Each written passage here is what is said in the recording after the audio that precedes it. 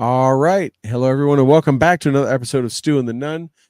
We may look the same. Maybe we wear the same clothes every day. I don't know. You figure it out. But I got Wolf back here with me. We are kind of part two. I teased this in the last episode that we may do this.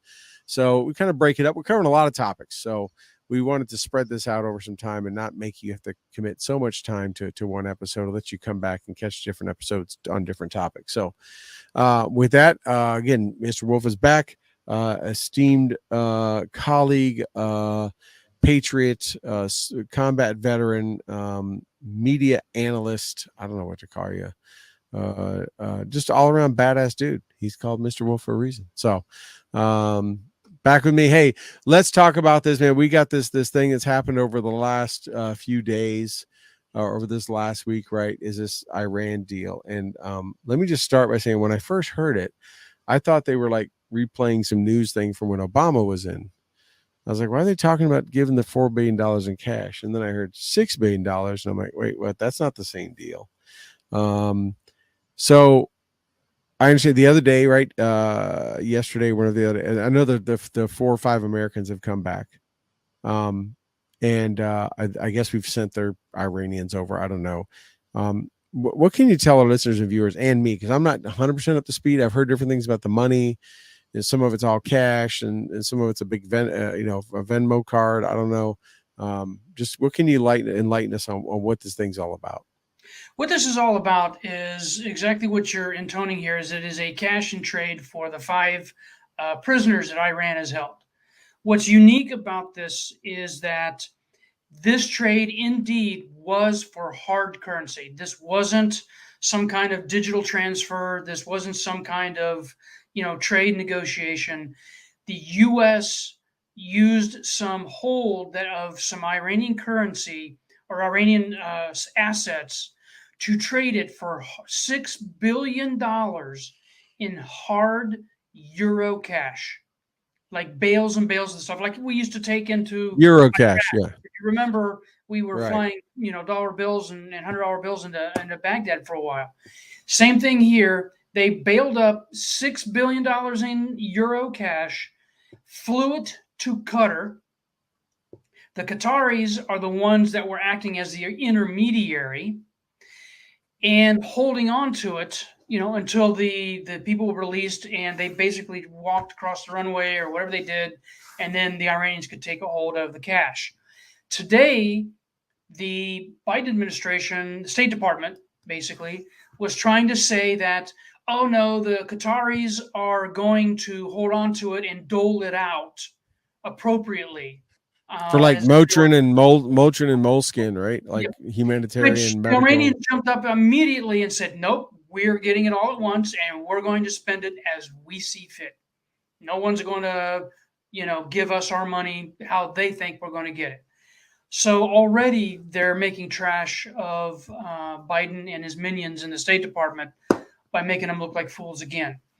On top of that, let's remember that at the end of the Obama administration, they turned over in hard U.S. currency $1.7 billion, if you recall, as part of that. I thought it was 400 million or something, like pallets of cash. 1.7 billion in hard currency.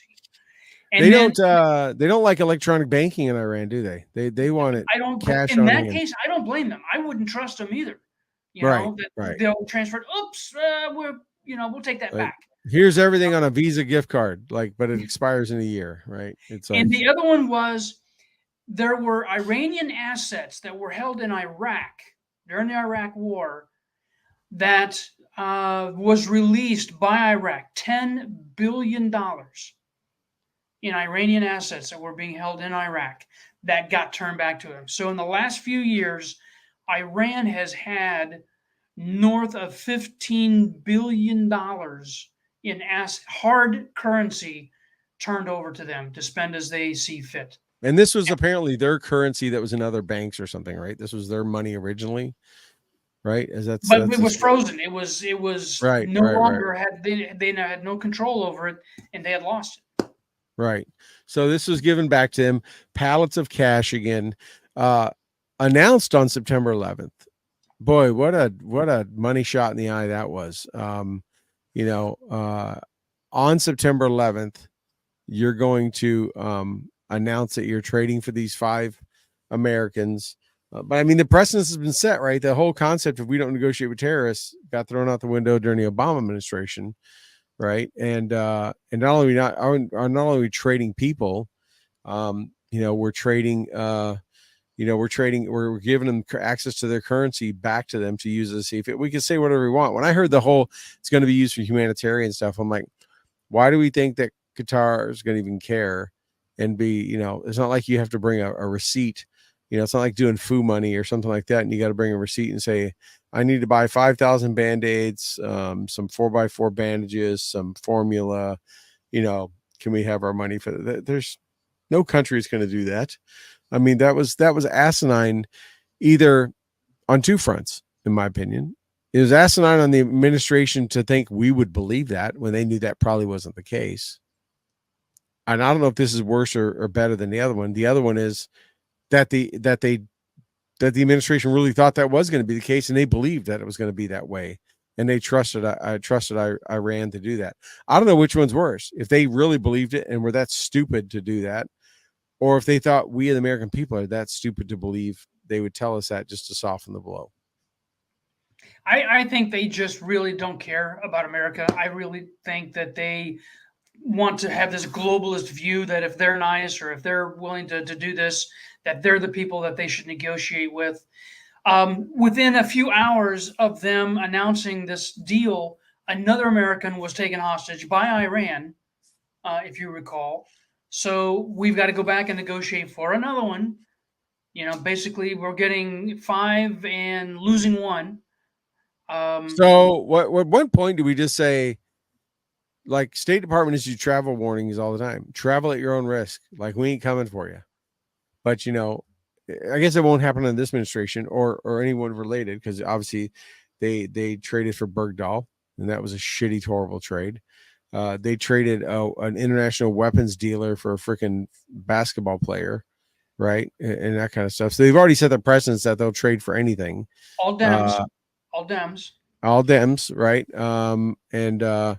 And stuff. So I mean, I guess that they've set that precedence, but you know, I don't think the Trump administration traded for anybody. I can't remember, but I don't think they did. I don't remember that happening.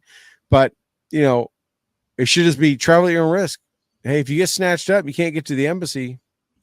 You know, stroke on you. You know, we told you don't go. You know, it's like someone in the mid 2000s going on vacation in Afghanistan and wondering why they're being shot at and blown up. What the hell do you think was going to happen? Like, I'll give you a story. If you remember, I worked on the Bergdahl yes, recovery team for a number of years. And yeah. one of the missions I got drawn into was trying to recover another couple that had gone into Iran looking to homestead. They thought that they could go crawling around the mountains out there in far western Iran and find a place where they could just grow their own. Basically, what they were doing out there roaming the area. They got caught up in it. They got held. Not going to happen.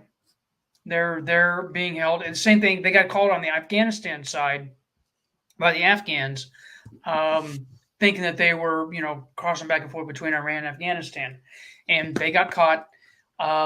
It turned into a very, very ugly situation. I really don't recall the resolution of it, but they were out there just roaming through like goat herders, looking for. They were Americans. They were dual passport and looking for a place to build a house, thinking that they could go out there in the land of the free or something. Like it was the last frontier of Alaska. Like the last frontier. Yeah. It'd be the last frontier, but last frontier you ever see. But yeah, so it's I don't know. I mean, do you think five? I mean, if those were your family members, one of them, whatever, would you? I mean, how would you feel? I guess I know it's hard to put yourself on. Let's say one of the five that they just released back to us is one of your family members, someone you know, a good friend, even. Would you support something like this? Very torn. That's very hard to say. Would be the reason why were they over there to begin with? If they were over there on some kind of missionary mission or something like that, something of a higher order, probably would support it. I wouldn't support giving them $6 billion, no chance. But would I support the government doing something in trade? Possibly. I mean, I awesome. would support that for anybody for just about, even Otto Warmbinger, the one in Korea, right? He was North Korea. young guy. He was screwing around. He what didn't do nothing that severe, and obviously didn't nowhere near getting what they did to him. But you know, still would work on trying to get American citizens back and say, hey, guess what? This is the benefit of being an American. You can get jammed up. We're not going to forget about you if it was, if we hadn't given you these severe warnings and this and that or whatever. You're just young and dumb. We realize it. But yeah, I wouldn't be giving them cash. I wouldn't be doing this. It'd be like, hey, use every other kind of political, influence and pressure you can to get your people back. It tells your American citizens your government's got your back, but doesn't mean you're not going to suffer for a little bit. It's Are we going to do the same thing for that sergeant that jumped over the North Korean line a few months back? yeah. I wouldn't. I wouldn't. What I are we wouldn't going to drop end it. up giving in order to get him back? Yeah, I wouldn't drop a dime for that cat. Right? He knowingly planned it. It was intentional. He had it all planned out. He went over there. All right, good luck, Jack. It's like all the people all the people in Hollywood and the media that claimed when Trump got elected they were all going to run to Canada. Okay, I don't care. I don't care that you got a TV show or this and that, and you're going to threaten to go to Canada. Go to Canada. There's no sweat off my back. You want to run and go live in Russia? You want to go to Venezuela or something like that? You go somewhere that's a war-torn country and it is. Don't get jammed up, and expect to have somebody come bail you out when you're not there for some actual purpose. Even if our good friends, Chad Robichaud and the guys from Saving Allies stuff, they were, they went over to Ukraine right after all that kicked off and were taking medical aid to that kind of stuff. If one of them would have got jammed up and got snatched up by the Russians, I mean, they knew the risk they were taking, right? That would be, there were journalists and people, and look, how many Americans have went over to volunteer to serve for Ukraine and help Ukraine fight against Russia? They've gotten killed. They knew what they were getting into. The reporter from Fox News was lucky that Save Our Allies was instrumental in helping extract him and getting him out. And that dude's has a great story and all that kind of stuff. But he was over there as a reporter. Obviously, they're supposed to be agnostic and independent of all that. They're just there reporting. But so that's one thing. But the American men and women that go over there and just volunteer to fight with the Ukrainians, they know the risks they're taking. You go to a country like Iran where they've snatching people up and there's no fair justice system, whatever, you should probably think twice about that vacation. Yeah, there's no justice system in there. If they think they're going to get it or we're going to come get them, it's not that simple. That's kind of where I'm torn, right? If someone goes over there expecting that to happen, then they should almost be handed whatever gets to them. It's like a spoiled kid, right? Hey, mom and dad bought me this car. I can wreck it, trash it, whatever, because I know they're going to buy me another one. And when I trash that one, they're going to buy me another one. And they have no accountability for their actions. You're essentially spoiled. Then why would I do anything for you? But if my kid is driving back and forth to work and to college every day and gets in a bad wreck, somebody hits him, his fault or not, and needs a vehicle to, he probably won't get one as nice. It'd be a hoopty, but he was trying to do the right thing. It wasn't like he was drinking and driving or something, or wasn't, out there doing it maliciously. Then I would do what I could to help them out. Right. That's a different situation. Someone goes over one of those countries expecting that if I get jammed up, the country's going to come get me and I'll get on camera and beg for them and make sure my parents do. That's like a stroke on you, dude. Let's take a look at Mexico. We've got a good friend that's working down there, right? Mm-hmm. Is he taking an extreme risk in a country like that, living down there? Look at some of the tourists that go down through there. I'm still not allowed to go and travel and vacation in Mexico. There is a State Department warning for people like me based on my background and my security clearances and stuff. Don't go. Right. Well, luckily, when I was in uniform, we admonished you cannot, and under any circumstance, even if you're a reservist or guardsman, go to Mexico. Cannot travel over. Right. Yeah. I mean, that's for your own safety, right? It's for your own good. Obviously, if you have clearances and you have information and stuff as part of your job or whatever, it's also for the country's good. But I mean, Toby is down there, but he's in an area that's super safe. He and I've talked about that many times. He's in an area that does not have the issues with the drugs and the cartels and gangs just because of where it's at. It's not attractive. Doesn't mean there's crime there and that kind of stuff, but it's not like what you see along the border. It's not Eagle Pass. It's not Mexico City. It's not even Cancun, which itself has turned into, um, um, kind of a shithole. And there's a lot of cartels that are strong arming, the resorts by having crimes and stuff happen on the open beaches to say, hey, well, if you pay us, we'll make sure no thugs come along the beaches and accost your guest. Right. It's straight up shakedown.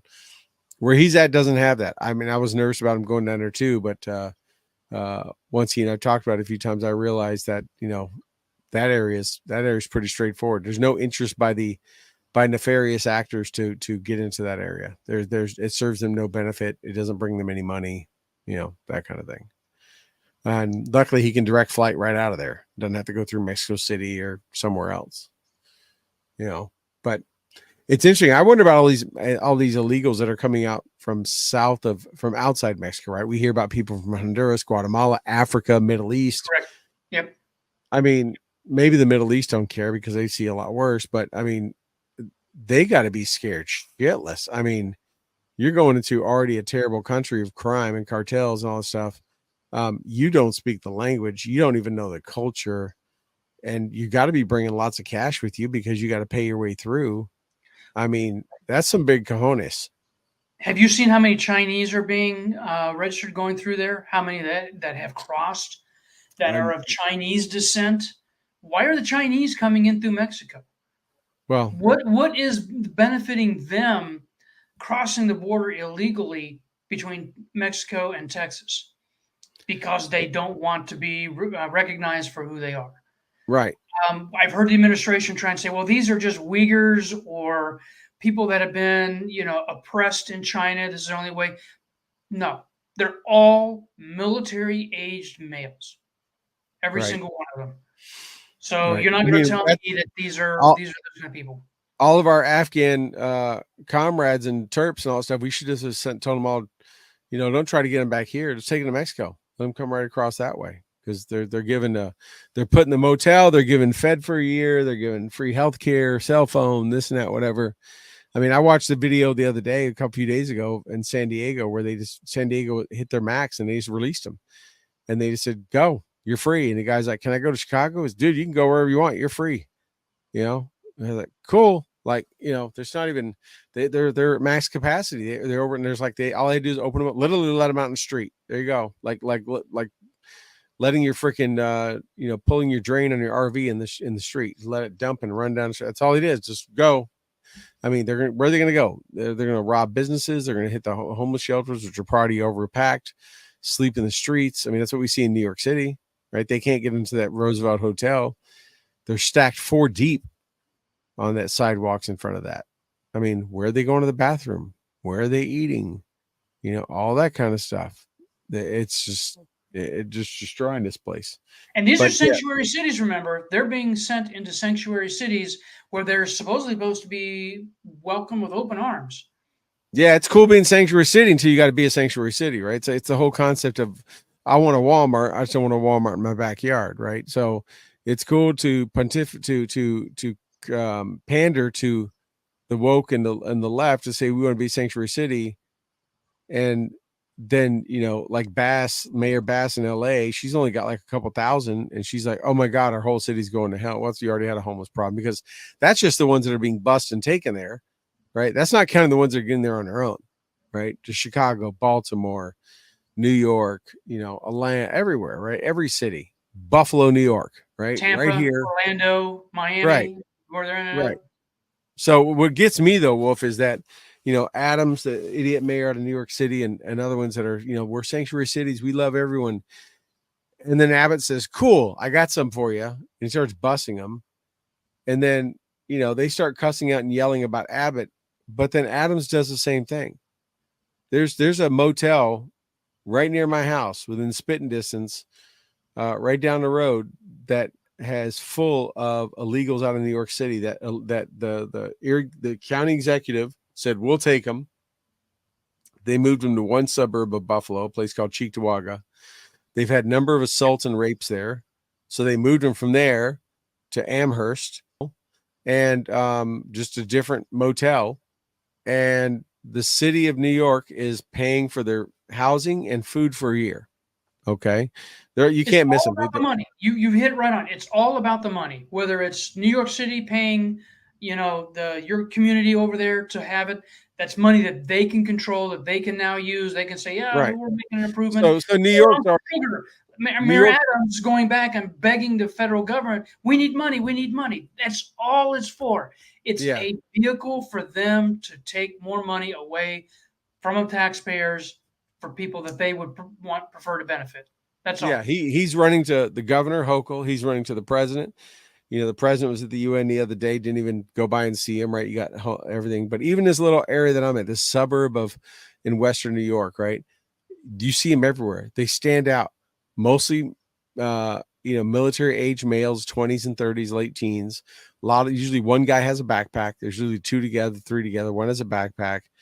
They just walk everywhere. They can come and go out of the motel they want, right? They don't have to stay there. There's National Guard there. I don't know what their purpose is, but they're there guarding. They're trying to, and they have like a security guard that's keeping. It's still a usable hotel by other people. I don't know who else would stay there, but they're stuck there for a year, or they're paid for by a year. So Abbott or Adams cusses out and talks bad about Abbott for busing him up there, but then he turns around and does the same exact thing.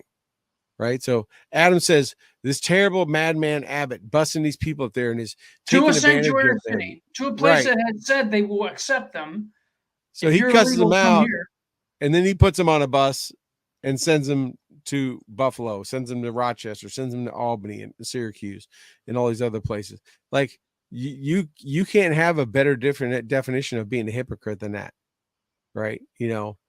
That's like me cussing people out and saying bald people are the dumbest, ugliest things in the world. And then of course, taking my hat off. It's like, well, what are you? Well, don't worry about me. I'm talking about those other bald people. Right.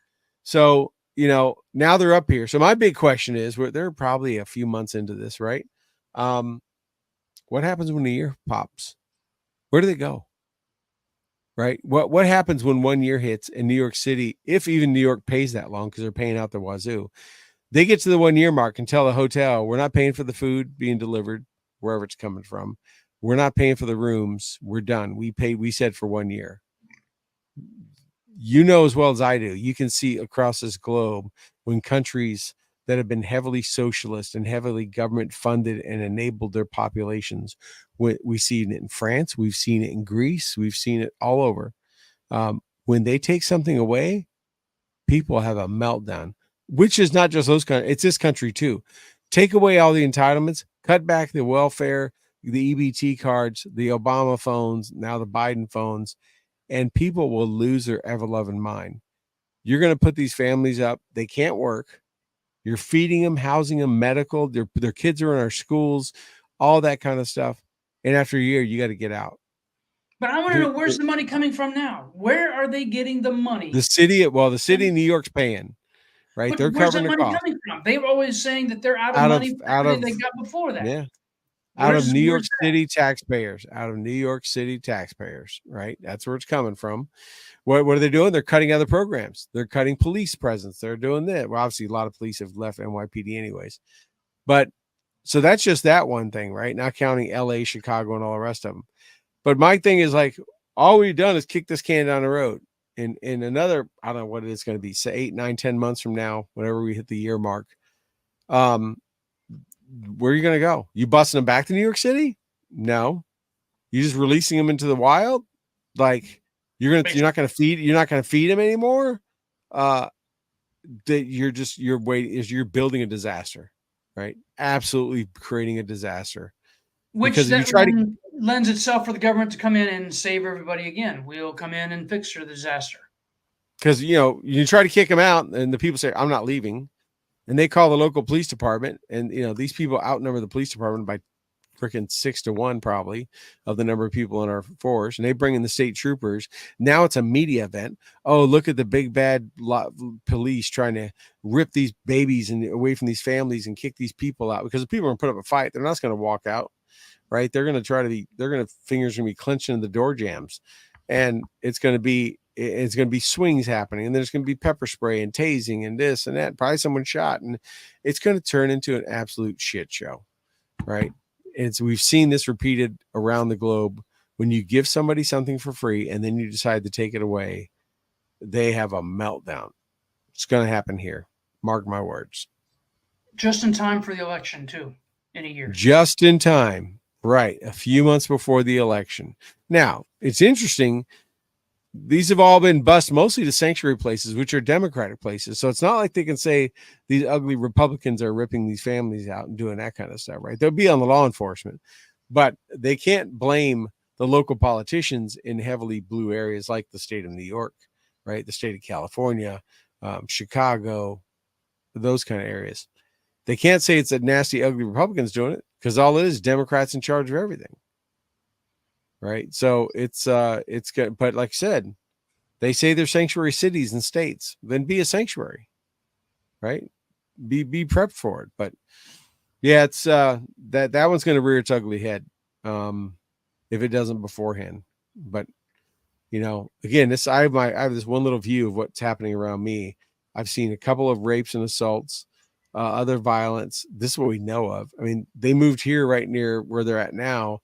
And within 2 days, they arrested one of them because one guy was trying to kill a local citizen, a tax-paying citizen of this area, which is, again, within a half mile of my house, was trying to kill him with a roofing nail, and they had to arrest him. He hadn't been in this new place with for 48 roofing hours. nail? With a roofing nail, he was trying to kill this guy. I don't know why. I don't know what happened, whatever, but he wasn't trying to kill another illegal that came up here with him, a local person that was walking by or something. I don't know, but that was within 48 hours of being moved into this new area. So, it's it'd be interesting to what happens, what they've done, and like you said, these politicians don't care about this country. It is absolutely 100% crystal clear. Because if you don't have a border, if you don't have a border, you don't have a country. You don't have a country, right? What separates us from just being North Mexico? I mean, if you don't have, That's what the globalists want. They want borderless societies. They Right. want you to be able to freely travel everywhere. Right. And if you don't have a front door that locks and that kind of stuff, you just leave your door open all the time. What stops people just from coming in? Is it really your house? What they don't realize is if you do away with the borders between countries, okay, what's stopping you from doing away with the borders between states or between counties? Right. And if you do that, where does your taxation come from? How do you define who gets taxed by whom where? If you have no country border, how can you say, well, you're in America? You can't be taxed. I'm not on the border. I'm part of Mexico. I'm part of Canada. I'm part of Cuba or wherever. Can't tax me here. Yeah. Yeah. It's or I'm my own what are those what do they call them? Ones that claim they're their own country. Yep. What I'm talking about what the name is for them. There's people that say I know what you're talking about. Not isolationists, but something, I know what you're talking about. Free staters or something like that. Yeah. They think they're their own country. They don't recognize the government, like they don't recognize having a license or a license plate or this or that kind of stuff. But yeah. But hey, real quick before we wrap up, I want to turn back. We talked about General Milley on the other show, and there was a thing that came out the other day, and I meant to ask you about this earlier. I think I sent it to you in a thing, but it's very interesting, right? So there's a story up on thehill.com, right, talking about how the top generals of the country feared that Trump would try to do a coup after the election. And we were talking about Milley earlier before, and there was a quote from him that he said, and I quote, "They may try, but they're not going to effing succeed." Right? He told his deputies. He said, continue on the quote, "You can't do this without the military. You can't do this without the CIA and FBI. We're the ones with the guns. We're the guys with the guns." End quote. And I read that and it really stood out because it made me think, like, is he that pompous or full of himself to think that there's no way any kind of overthrow of the government could happen? I think could happen because unless the CIA and FBI and the military were all involved, because they're the guys with the guns. Do you think he just doesn't have the facts on the amount of gun ownership in this country. I don't think he realizes it, or at that moment sure didn't, but he also didn't realize who he actually takes orders from. Pelosi Yes, is not in his chain of command. Congress is not in his chain of command. He reports to one person and one person only, the president. yes. And Even though unless, Pelosi came to him and tried to subvert that. correct. And even if the president gave him an order, unless Congress or the states, I think each of them have a capacity to do so, remove the president, he has to follow the orders, as long as they're lawful. Right. Yeah, He does not follow the orders of the leader of the House or the Senate. Right. That is a coup. That is exactly what a coup is. But is this interesting that he had this this arrogance about him? That it was the military, the FBI, and CIA, the only ones who, and he implied that we're the guys with the guns. I don't know the stats. I don't know the numbers. I've seen them before, but I think the everyday American that exercises and appreciates and exercises their Second Amendment far exceeds, because of those three organizations, the military is by far the largest. And I think the military runs roughly about 500,000, right? I think they run 500,000 soldiers roughly in the military. I think something along that line used to be.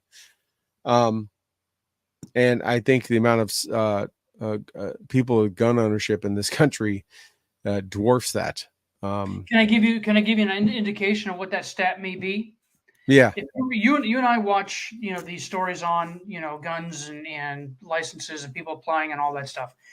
For the last 40 months, maybe 41 by now, the FBI has reported that based on applications through their, Wix system or whatever, where people have to go in, that more than 1 million guns per month have been sold for the past 40 straight months. It's a record. So even if half of those were sold to someone that was already a gun owner, it still dwarfs the number. 40 million. That's just in the past 40 months. That's not the previous everything before that years on top of it. That's 40 million guns sold in the last 40 months minimum. Yeah. Go back, add another 15, 20 years on top of that. Even if it's 500,000 a month. Yes. How many are we talking about? Right. I mean, yeah, even at 500,000 a month, right? That's 6 million a year. I mean, it's again, and so they could be, people own multiples and stuff, which which obviously is the case for many people. There are a lot of guns out there. Right. A lot of guns. I just seem like such an arrogant, like I say, I know we talked about it before, and I should have brought it there. It's such an arrogant and pompous and just full of yourself thing, because it almost like, he was the chairman of the Joint Chiefs at the time, almost like he thought he could almost be, a military coup, like it would take him, and he'd have to be won over. Dude, even if you were won over, it doesn't mean every soldier, every commander, because guess what? Those same laws and UCMJ and regulations apply to everyone. If someone doesn't think something's a lawful order, they don't have to follow it. President can say, Millie, you're fired on the spot for refusing an order. You're done. Right. He's no longer making that decision. Right. He can't. Yeah. He cannot stand up and say, "No, Mr. President, I'm not leaving." He doesn't get to make that choice. Nope. The Constitution makes that pretty clear. But yeah, it's something interesting. Hey, we have a couple good topics. We're about 33 minutes in. Any other things that you want to hit on that we didn't cover tonight? No, sir. I think we're good. It's been a great evening. It has. Good catching up with you again. Great seeing you. Great seeing everyone else. Thank you so much for tuning in. Going to try to keep these going more often. Again, sorry for the long gap here as summer was winding down. Things got busy. I may be doing shows on my phone. I may be doing them in different places, not in my studio, but that's okay. But we'll keep trying to get content out. We got some great guests we're working on, both the past ones and some new ones. We had one that we had to reschedule because of just some travel commitments, but we've got some ones we're working on. Rob, the unpaid producer, has been doing a great job, very patient with me as my schedule's been very flexible, and should see some more stuff with me and Toby back. He and I have been chatting. We did some a while back. Going to have him back on from sunny Cabo, San Lucas, so we'll have him back on too. But hey, Wolf, thank you again. for giving me some of your evening, and thank you to everyone else for giving us some of your evening or whenever you're listening and watching this. So with that, we'll bid everyone adieu, and we'll catch you guys next time here on the Stu and the Nunn Show. Thanks, guys. See y'all. See ya.